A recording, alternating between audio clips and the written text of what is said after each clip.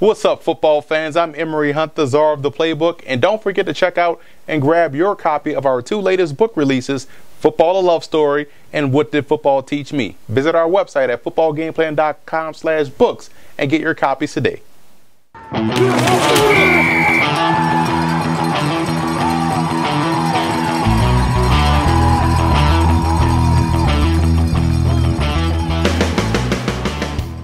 Starting with the Eagles in this ball game, I believe the biggest battle they'll have to win offensively is on the outside with their offensive tackles going against those Redskins outside rushers. I think the Redskins have tremendous talent and personnel on the outside with Ryan Kerrigan, the rookie Preston Smith, and also Trent Murphy. And if they can't win that battle one-on-one, it's going to be a long day for this Eagles offensive attack. And looking at the Eagles running game last week, they did a great job getting that going. And I think what they have to do this game versus Washington is give these backs series instead of plays. I think that's how you work that running back rotation, and that's what happened last week. They allowed Ryan Matthews to get into a groove. They allowed Darren Sproles to get into a groove, and if DeMarco Murray is back, you allow him to get into a groove. So you go with series instead of plays for that running back rotation.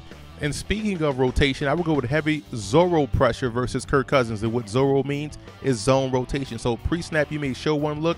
Post-snap, you show another. You rotate over to a different coverage. And Cousins is the type of a quarterback that'll see something pre-snap, predetermine where he wants to go, and then fire that football without reading the defense post-snap. So I think that's how they can influence a bad decision and come away with a turnover. And for the Redskins in this ball game, I will go with a heavy dose of both Alfred Morris and Matt Jones. They can shrink this ball game with their ground attack, and I think that's one way they can help neutralize the mistakes being made by Kirk Cousins in the passing game. And defensively, it's about pressing at the line of scrimmage. The Eagles don't have explosive players on the outside. The Redskins can get extra aggressive on the edges, and that way their pressure can get back there and get Sam Bradford. And I think safety play is going to be critical, not just enforcing themselves in the passing game when receivers catch the football, but also in the alley versus the run, that outside run. If they can't make those plays one-on-one in space, the Redskins defense will struggle as a whole.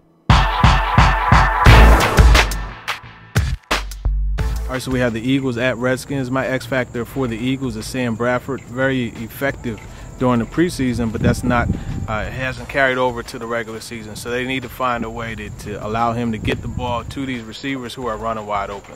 Jordan Matthews is getting plenty of opportunities to get open, but Bradford's not getting him the football. Nelson Aguilar was another one brought in to make plays, and he's on a milk carton. Who knows what's going on with the Eagles, but they need to get Sam Bradford together and allow him to get the ball to those receivers. Now, as far as the Redskins are concerned, it's really important that if those balls are getting to the receivers, their secondary, Deshaun Golson, Trenton Robinson, those are my X factors, because they need to really deliver crushing blows to these receivers if they do get those opportunities on those underneath routes. Be sure tackling, so this way the Eagles won't be able to get their guys the ball and allow them to run upfield in that short passing game. In this game, I actually have the Eagles winning 20-17. Philadelphia's offense is coming around, but if I'm coaching them, I'm saying we still need to develop a deep threat. Since we've lost Deshaun Jackson and Jeremy Maclin, the offense hasn't been the same because there has been no consistent deep threat that teams had to worry about. I would focus on getting Nelson Aguilar, our draft pick, involved in the offense a little bit more to try to help to take the pressure off of the running backs in the running game and in the short and intermediate passing games. If I'm the Redskins, I need to look to find a way to continue to run the ball effectively so that I don't have to put the ball in the hands of my quarterback that's not named Robert Griffin III.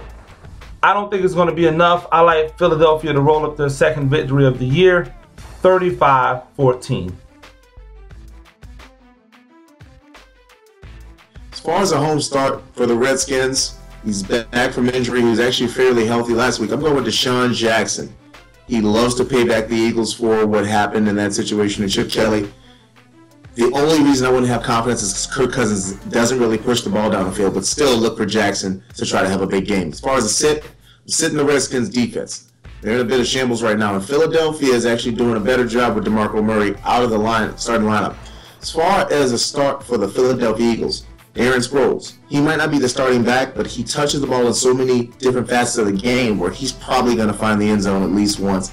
And if you're in a PPR league, great play. As far as the sit, Sam Bradford has not put together a complete game this entire season, even with the victory last week. Sleeper start is the Philadelphia Eagles defense/special teams. Again, Darren Sproles, we saw what he did, return the kick to the house last week in the punt game. Final score here, I'm going to go with the Eagles pulling this one off and getting their second victory of the year, 27-19. I like the Eagles in this ball game. Just way too many ways for this offense to attack this Redskins defense. I do think they can hold up front defensively. When you're playing a guy like Kirk Cousins, they're going to influence some bad decisions right now. So that'll make Washington one-dimensional by default. So I think the Eagles take care of business and move on to 2-2. Let's recap our picks. We are all going with the Eagles in this one. A great NFC East battle this Sunday. And we also want to give a huge shout out to Eagle fan forums and Redskin fan forums for always showing football game plan support.